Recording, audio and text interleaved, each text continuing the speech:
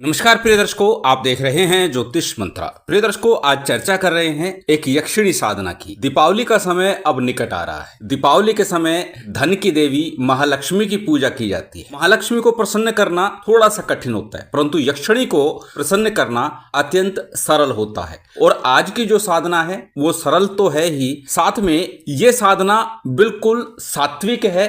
निर्भीक रूप से आप कर सकते हैं, किसी प्रकार के भय मन में रखने की आवश्यकता नहीं है। क्योंकि अनेकों बार यह आपने सुना होगा, जब यक्षिणी को सिद्ध किया जाता है तो अनेकों बार वह विपरीत प्रभाव कर देती है और कई बार तो साधक की जान तक ले लेती है। परंतु आज जिस साधना की मैं चर्चा करने जा रहा हूं, ये बिल्कुल सात्विक है, सरल है और किसी प्रकार की क्लिष्टता इसमें नहीं है। धन की बाधा को दूर करने के लिए, समस्या को दूर करने के लिए, और जब भी आवश्यकता हो, धन की प्रबल आवश्यकता हो जाए, उस समय में इस देवी का आह्वान किया जाए तो अतिशीघ्र आपके धन की व्यवस्था कर देती है। पूर्णतः अनुभूत सिद्ध ये साधना है और जितनी सरल है उतनी सिद्ध भी है और निश्चित ही ये साधना आपको फल प्रदान करती है। परंतु आवश्यकता होगी पूर्ण मनोयोग के साथ, एकाग्रता के साथ इस साधना को संपन्न करें। अब कैसे संपन्न करें, किस प्रकार संपन्न करें, किस दिन करें और किस सामग्री के साथ करें। हमेशा की तरह सबसे पहले बात करते हैं साधना प्रयोग के लिए प्रयोग की जाने वाली सामग्री की। सभी सामग्री आपकी स्क्रीन पर लिखी हुई है। सामान्य पूजन सामग्री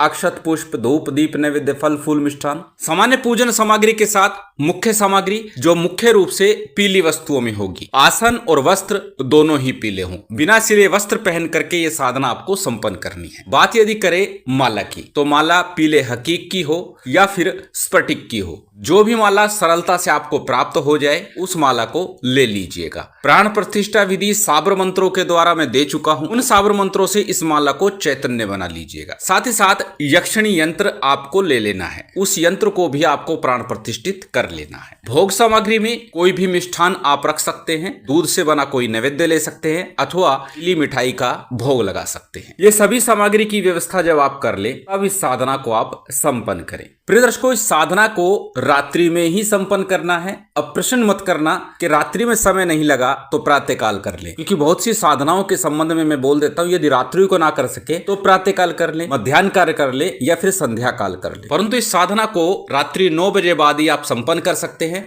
और प्रातःकाल 5 बजे से पहले पहले ये साधना आपकी पूर्ण हो जानी चाहिए। अर्थात इसी समय अवधि में आप कभी भी इस साधना का आरंभ कर सकते हैं, पूर्ण कर सकते हैं। साधना बड़ी नहीं है। साधना में बमुश्किल 30 से 35 मिनट का समय लगेगा। समय अवधि इसलिए दी है कि किस समय साधना करें, बार बार प्रश्न आएगा। तो इस समय अवधि में जब भी आपकी व्यवस्था बने उस समय में आप साधना कर सकते हैं। अर्थात रात्रि 9 बजे से लेके प्रातःकाल सुबह 5 बजे के मध्य कभी भी इस साधना का आरंभ किया जा सकता है। इस साधना को पूर्ण किया जा सकता है। इस साधना में दीपक तेल का प्रयोग करना है। तिल तेल का प्रयोग कर सकते हैं, सरसों के तेल का दीपक भी प्रयोग कर सकते हैं, परंतु उत्तम होगा धन प्राप्ति के लिए प्रयोग रहे हैं तो तिल तेल का प्रयोग करें। लंबी बत्ती का दीपक आपको लगाना है, खड़ी बत्ती का दीपक नहीं लगाना है। और दीपक की जो लो होगी, बत्ती का जो मुख होगा वो आपको अपनी तरफ रखना है, तब आपको ये साधना करनी है। दीपक को अक्षत के ऊपर स्थापित कीजिएगा, यंत्र लगाइएगा, यंत्र के समक्ष दीपक रखना है, दीपक के नीचे अक्षत रखने हैं। हल्दी अथवा कुमकुम से रंगे हुए अक्षत आपको रख लेने, उसके ऊपर आपको दीपक स्थापित करना है। जिस दौरान आप ये साधना करेंगे उस समय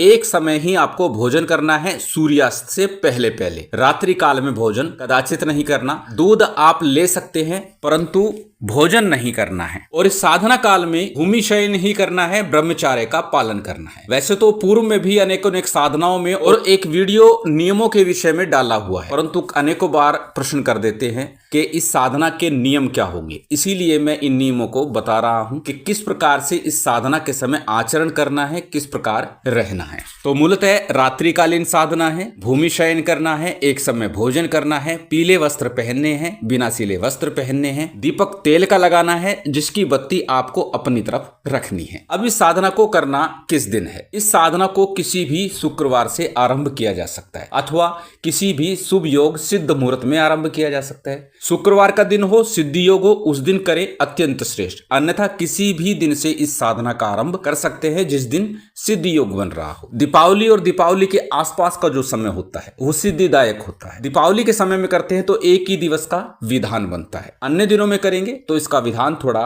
पृथक हो जाएगा, भिन्न हो जाएगा। अब जिस दिन भी आप साधना कर रहे हैं, प्रथम 5 मिठाई, 1 मीठा पान, 5 अगरबत्ती, इत्र, ये सामग्री लेकर किसी वृक्ष के नीचे, पीपल का वृक्ष हो, वट का वृक्ष हो, या फिर किसी जल स्थान पर चले जाइए। वहां पर ये सामग्री रखिए, भोग सामग्री रख दीजिए, अगरबत्ती लगा दीजिए, इत्र चारों तरफ छिड़क दीजिए, प्रणाम कीजिए और आ जाइए। निवेदन प्रार्थना ये कि जिस साधना को संपन्न करने जा रहा हूं वह पूर्ण हो, सफल हो, सिद्ध हो। अब अपने घर में रात्रि काल में इस साधना को आपको संपन्न करना है। अब रात्रि काल में अपने घर में किसी भी दिशा में मुख करके आप बैठ सकते हैं। श्रेष्ठतम होगा उत्तर अथवा पश्चिम दिशा में मुख करके बैठे तो ये साधना आपके लिए शीघ्र फलीभूत होगी, क्योंकि ये दिशाएं धन को आकर्षित करने के लिए, धन की प्राप्ति के लिए। परंतु इस साधना में किसी भी दिशा में मुख करके बैठा जा सकता है। तो आप अपनी व्यवस्था देख लीजिए, उस तरफ मुख करके बैठ जाइए। आरंभ में ही बोल चुका हूं, आसन पीला हो, ऊन का हो अथवा कम्बल का हो। अपने सामने किसी चौकी पट्टे के ऊपर पीले रंग का ही वस्त्र आपको बिछा लेना है। उसके ऊपर यक्षिणी यंत्र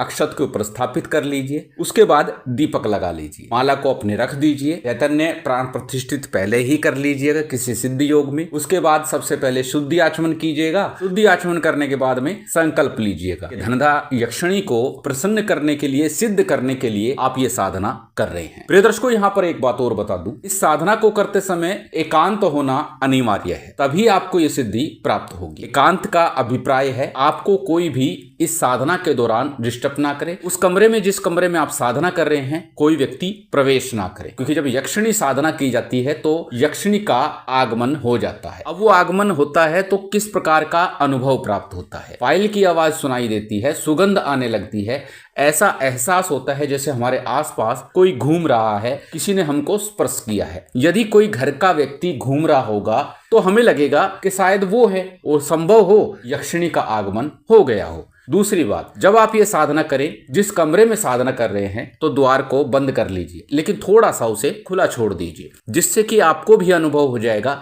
कि हाँ, यक्षिणी का आगमन हुआ है। थोड़ा सा खुला रखेंगे, जब यक्षिणी आएंगी तो गेट थोड़ा सा हल्का सा और खुल जाएगा। ये भी एक अनुभव होगा, ये भी एक संकेत होगा कि यक्षिणी का आगमन हो रहा है। इसलिए इस साधना को एकांत कक्ष में करें। शुद्धि आचमन के बाद में अक्षत, पुष्प, जल इत्यादि ले लीजिए। अपना नाम, अपना गोत्र, उस दिन का तिथिवार नक्षत्र बोलिए और फिर अपनी कामना बोलिए कि धनदा यक्षिणी को प्रसन्न करने हेतु मैं ये प्रयोग में ये साधना संपन्न कर रहा हूं। इस प्रकार संकल्प लिया। संकल्प के बाद संकल्प के लिए लिया गया अक्षत, पुष्प, जल किसी थाली प्लेट में अथवा दीपक के सम्मुख ही छोड़ दीजिए। इसके बाद में सबसे पहले सामान्य सा पंचदेवों का पूजन कर लीजिए।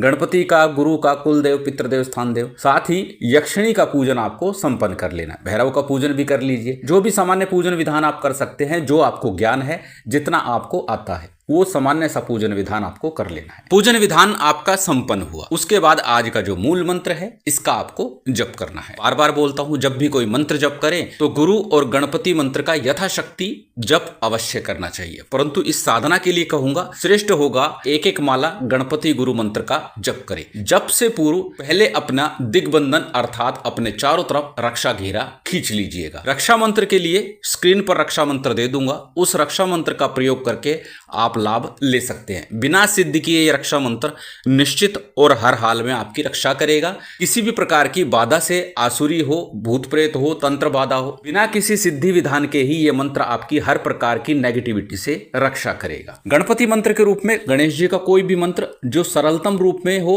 और आप उसे सरलता से, सहजता से जप सके। ओम गणपते नमः, ओम गणेशाय नमः, ओम वक्रतुंडाय नमः, कोई भी एक मंत्र जो आप सहजता, सरलता से बोल सके, जप सके। बात करें गुरु मंत्र की, यदि गुरु दीक्षा ली है तो अपने गुरु मंत्र का ही जप कीजिएगा। यदि आपने गुरु दीक्षा नहीं ली, उस परिप्रेक्ष्य में भगवान शिव को हाजिर नाजिर मान लीजिए, अपने इष्ट मंत्र का जप कर लीजिए अथवा गुरु गोरखनाथ जी के मंत्र का जप कर लीजिए। किसी भी एक मंत्र का गुरु मंत्र के रूप में जप अवश्य कीजिएगा। तत्पश्चात आज का जो मूल मंत्र है, इसका आपको जप करना है। अब जप कितना करना है? अनेकों अनेक बार बोलता हूं, अधिकस्य अधिकम फलम, जितना अधिक कर सके उतना श्रेष्ठ होता है। परंतु इस साधना में 5 माला ही पर्याप्त होगा। 5 माला मंत्र जाप से ही ये मंत्र अपना पूर्ण प्रभाव देने लगता है। मंत्र अत्यंत सरल है, आपकी स्क्रीन पर है, स्क्रीनशॉट ले सकते हैं, किसी कॉपी नोटबुक में नोट कर सकते हैं। मंत्र को एक बार बोल करके बता देता हूं। मंत्र इस प्रकार है, ओम श्रीम धनदा यक्षिणी सिद्धिम देहि नमः। अत्यंत सरल छोटा सा मंत्र है। इस मंत्र की मात्र 5 माला ही पर्याप्त होगी। अधिक करेंगे तो किसी प्रकार की नेगेटिविटी नहीं है, अच्छा ही होगा, परंतु 5 माला तो अवश्य ही करनी है। 5 माला मंत्र जाप करने के बाद में पूरी इत्यादि से सामान्य सी आरती आदि कर दीजिए। उसके बाद जो भी नैवेद्य आपने रखा हुआ है, दूध से बना हुआ या फिर पीली मिठाई, बेसन के लड्डू हो या कोई भी चीज हो, उसका आपको भोग लगाना है, जलाचमन कराना है, क्षमा प्रार्थना करनी है, आसन को प्रणाम करना है और उसके बाद साधना प्रयोग से उठ जाना है और उसी कक्ष में आपको शयन भी करना है। जैसे मैंने आरंभ में कहा कि भूमि शयन इस साधना में आपको करना है। इस प्रकार 5 माला नित्य प्रति करते हुए आपको ये प्रयोग 11 दिवस तक लगातार करना है। 11 दिन के बाद में जब आपकी साधना पूर्ण हो जाएगी तो माला और यंत्र को बहते जल में प्रवाहित कर दीजिएगा और नित्य इस मंत्र का यथाशक्ति जप अवश्य कीजिएगा। चाहे तो 1 माला नित्य ही करें। इतने से अवश्य ही धनदा यक्षिणी की पूर्ण कृपा आपको प्राप्त होगी और अनुभव भी प्राप्त होंगे। अत्यंत सरल साधना है। दीपावली के महापर्व पर इस साधना को करके लाभ लें। शिव शक्ति की विशेष कृपा आप सभी को प्राप्त हो, यही कामना है। उम्मीद करता हूं आज की ये जानकारी, ये वीडियो आपको अच्छी लगी होगी। यदि अच्छी लगी हो तो कृपया लाइक कीजिएगा, शेयर कीजिएगा। यदि चैनल पर नए हैं तो सब्सक्राइब कर बेल आइकन बटन दबा दीजिएगा। जय माता दी, जय श्री राम।